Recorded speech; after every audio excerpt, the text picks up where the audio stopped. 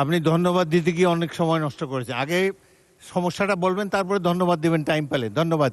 বিসমিল্লাহির রহমানির রহিম। কথা বলার জন্য ধন্যবাদ মাননীয় স্পিকার। আমি বাংলাদেশের উত্তরে একটি ডিস্ট্রিক্ট, আপনারা জানেন ঠাকুরগাঁ জেলা, এবং তারও সীমান্তবর্তী এলাকা ঠাকুরগাঁ 2, সেই এলাকা আমি একজন সাংসদ। এতে আমি আমার বক্তব্য শুরুতেই আমি শ্রদ্ধার সাথে স্মরণ করছি স্বাধীনতার ঘোষক, বহুদলীয় গণতন্ত্রের প্রবক্তা এবং আমাদের জাতীয় দলের প্রতিষ্ঠাতা জনাব শহীদ প্রেসিডেন্ট জিয়াউর রহমানকে।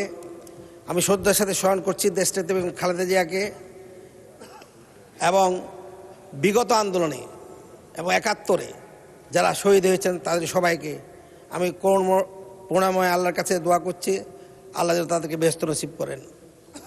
আমি 200-র বেশি সার্ভিস ও ফিচারে লেনদেনের সব বিকাশ অ্যাপে সম্ভব।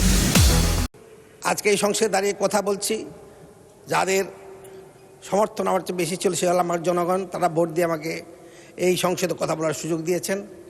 আমি ধন্যবাদ জানাতে চাই এবং কৃতজ্ঞতা জানাতে চাই আমাদের এই সংসদের নেতা এবং আমাদের মাননীয় প্রধানমন্ত্রী জনাব তারেক রহমানকে। ওনার অনুপ্রেরণায় আমি আজকে এই সংসদে এসেছি। এবং আরও ধন্যবাদ জানাতে চাই আমার নেতা ঠাকুরগাঁয়ের কৃতি সন্তান এবং আমাদের মাননীয় মহাসচিব জনাব মির্জা ফখরুল ইসলাম আলমগীরকে, যার সহযোগিতায় এবং যার তাত্ত্বিক সার্বিক তত্ত্বাবধানে আমি নির্বাচিত হয়ে আজকে এই সংসদে কথা বলছি।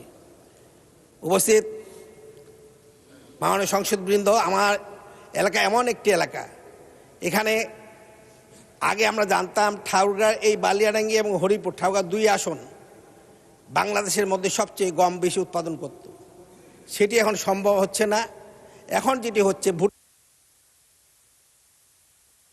ধন্যবাদ মাননীয় সদস্য। আপনি ধন্যবাদ দিতে গিয়ে অনেক সময় নষ্ট করেছেন। আগে সমস্যাটা বলবেন, তারপরে ধন্যবাদ দিবেন টাইম পেলে। ধন্যবাদ। পরবর্তী বক্তা জনাব আবু তালেব, ঝিনাইদহ 4। মূল কথাটা আগে বলেন, ধন্যবাদ পরে দিন।